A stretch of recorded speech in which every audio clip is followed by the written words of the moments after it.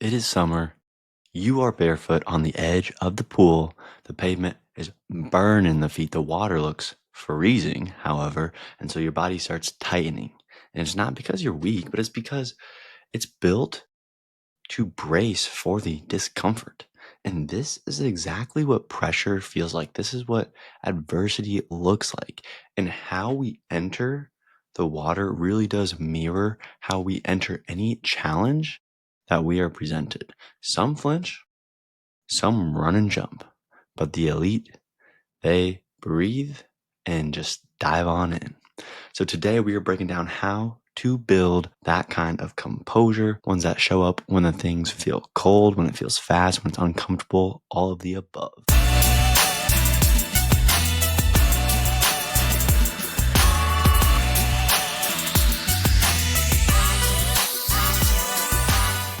Hey y'all, welcome to the Mental Performance Playbook, where we are breaking down elite mental strategies and delivering them in actionable exercises that you can apply immediately. My name is Gabe Rummel, mental performance coach, founder of the Athlete's Health, creator of our Phronoic Gym, our Phronoic Performance Institute, where we are training your mind, getting that performance going, just like you can train for your body.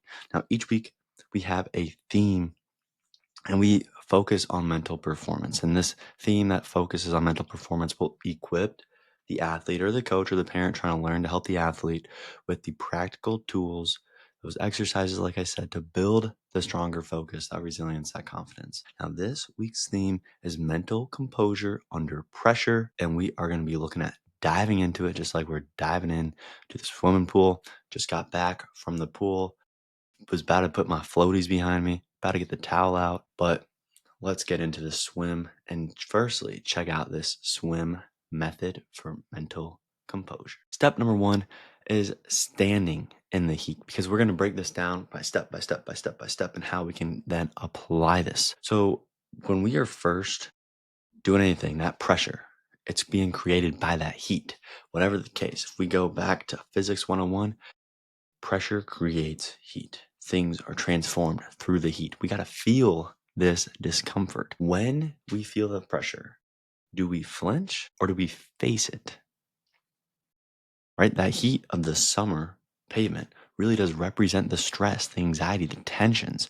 It burns our feet, and most people just rush away, rush to shoes, rush to shade, rush to water to escape it. But the elite mental performance, they stay. They adapt, they breathe, they hold, they figure out the way, because there's always a way to embrace it and move on and use it to their advantage over the competition. And that's exactly what we're going to do with this exercise that we are going to apply here. We got the heat hold. And it's if we're feeling that stress spike, right? If it's before a game, maybe during a hard set, maybe a couple wonky pitches go a little sideways, right? Or even just a tough combo in life, because this is the performance for both sports and life. We can go through just a few quick steps for this exercise, and we can just pause for 5 seconds, right? We're not moving. We're actually going to feel the discomfort without reacting, right? We don't want to react when this is happening. We just want to feel the discomfort for those 5 seconds, even if it's painful, right? We want to see what is happening. Do not move, right? This is the heat, and we can hold it. If that's something we want to say to ourselves, then we can. For instance, pregame nerves, you get a little jittery, right? You can't run away from it. It's there. You can't just run off the court, run off the field and not do it. No. But if we close our eyes, if we stand still for 5 seconds, if we just breathe, it's not the fear. It's not fear. It's heat, something in the eye. Step number 2 is we have to enter the cold. And this is about building that composure. And it comes around the question that I was thinking of can we stay composed even when things really, really, really shock our system, right? The cold water, it is a surprise. It's that adversity. It's unexpected. You always think it's going to be cold, and then we dip the toes in and we see how cold it really is. And then we're like, ooh, that's going to be cold. Or maybe we're like, it's not going to be that cold. It's kind of warm. But then we jump in, and it's always a shock to the system, right? It's always a surprise. No matter what, it's always, even if it's warm temp, the water all around us shocks us. We feel it. But the composure piece is more so around responding to it in what we're doing, how we're staying composed despite any and all of the feelings that we have. And this is where this second exercise from the second step comes in of we have to have control in our entry and we need to control our entry. So if we want to just go out and actually try this, and we probably hear about the ice tubs and the cold water challenges and sitting in the cold bucket for the ice plunge for however many minutes, right? And we are going to spin off of this, but we're going to look at it for a specific way and we're using it, implementing it to train us in a specific way, right? That cold shower. You don't have to go cold shower right away. So, two different options for this. You have to stand in the shower and turn it cold so it comes on you right away. Because if it's cold and you're dipping your toes in, you're not going to run under it. Maybe you will, but I highly doubt it. So we either are already in the warm shower and at the end we turn it cold. We're looking at 20 seconds here, right? The first one was 5 seconds. Now we're going to be looking at 20 seconds. These are super short to apply. In the cold shower, turn it to cold or turn it cold, be out of it, and then just jump in the cold shower. When we do this, we got to step into it, right? You can go slowly, you can embrace it, or you can first step in it, but then we have to control the breath, focus on that breath, breathing in and breathing out. This puts the awareness in all parts of these systems. If you need to think about the chest, think about the stomach, think about the back, think about the shoulders, you name it, think about the fingertips, like any point. Get the focus in there for that composure. You can tie a word with it too, or a phrase like, this is my rep for my composure, if we're keeping it just simple in between each breath. This is my rep for my composure. It sounds funny, but you're going to step out of it and you're going to be thinking something else. Then, when you go to practice and something catches you off guard, you're thinking, big breath. This is my rep to get composed. And you're thinking about the chest or the stomach or the shoulders or the fingertips, whatever our focus point is, right? We get subbed in last minute. Instead of panicking or thinking, oh man, can we do this? Should we do this? Or embracing the stage, but then making a quick mistake, whisper the cue, get the breath. That is your cold entry. You're jumping into it no matter what stage. Maybe you're the relief pitcher and you're coming in. Maybe you're up to hit and you got full counts and 2 outs and it's the bottom of the sixth and you know there's only one more inning, right? The pressure can be building. We need to implement the cold. We need to implement entering the cold, whatever the cold, to build the composure, to practice it, to stay composed when things shock your system, when we are presented to those system shocking areas. Last step, only 3 steps for us today, is swimming smoothly. Just keep swimming, as Dory says. But it's once you're in it, can you flow?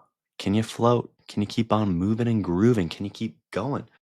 If you're in the water, the shock fades, right? You jump in, you get used to it. If you go take that 20-second cold shower, maybe in 20 seconds you don't fully get used to it, but after a little while, you're focusing on that breath, got your cue word, maybe focus on the one body part. You get used to it. The shock fades. Now it is all about our rhythm, our form, our flow, and where we are taking it all. The more reps we take, the more in the moment we become. And so we need to make sure we're practicing these reps outside of the actual moment and throwing them in the actual moment, or making sure that we are coming back to them when it matters most. So we can have the rhythm come naturally, have the form come naturally, have the flow come naturally, without the body, without the mind hindering the body. You know what I'm talking about. You know, one of those instances where you practiced it perfectly, but then it came to perform, and no matter what, it just didn't go the way you know it could have gone. So we need to make sure we use this exercise of finding your stroke. Okay, maybe it's that phrase, maybe it's the breathe cue that locks you in. I believe, I belong here. Keep the stroke. This is where I swim. It's the mid set, mid game, mid stress. It's that anchor, it's that flow. Pair it to something physical. Pair it to kicking the cleats, kicking the bat, swinging the bat a couple times, stepping out. When you're in the place where you're supposed to be in the zone, we're not thinking any of this, right? But it's when we step away from the line, when we step out of the batter's box, when we take a moment between sets. This is when we make sure we can keep being in the flow, coming back to it no matter what is happening. And it is very specific for each circumstance, but this is the outline. And then we carve it, we train it, give you the personal exercise template progression for you for that Performance Institute. So maybe it's the mid-game fatigue hits and we are extra tired this time. How do we get back and put in the energy that we know we can physically put into and we can keep doing? There's so many studies behind this that show how far the body can push. We know we can do it. What do we say? Keep the stroke. The body follows. Your rhythm returns, but the mind wants it to stop and the mind can keep it going. That is why we need to focus on this so much to have that swim be smooth once we are jumping in the water from the hot concrete, hot rocks up above. Implement it all back to the mind. Find the ways to keep the stroke going smooth. And lastly, here, I just want to recap this little swim method for mental composure that we're dropping on the Mental Performance Playbook here. Take this playbook, implement it in your next game, in your next performance, and level up. But we got to first stand in the heat, right? We have to feel the discomfort. We can't flee away from it. We can't let it eat us up and have us for dinner. Then we just got to enter the cold. We got to build the composure through that breath, through the response, knowing we have to jump into it and embrace it and not let the cold shrivel us up or have us flee once we feel it for a couple of seconds, like some other people will do.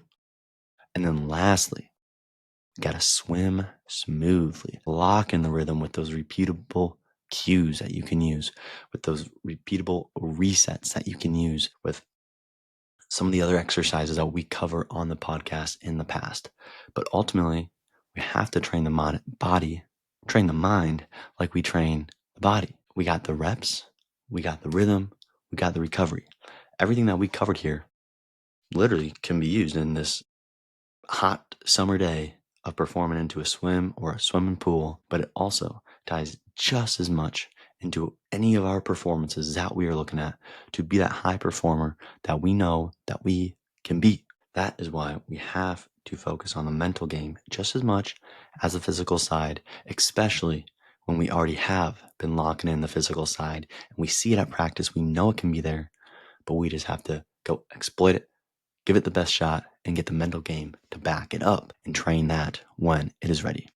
So if you are ready to train your composure like your conditioning, check us out at the Athlete's Health, our Phrenomic Gym, our performance coaching, full mental workouts for you, weekly check-ins. Let's get it going, week by week, rep by rep. And lastly, if you find some value in this episode, I kind of forget to do this sometimes, but share this with someone.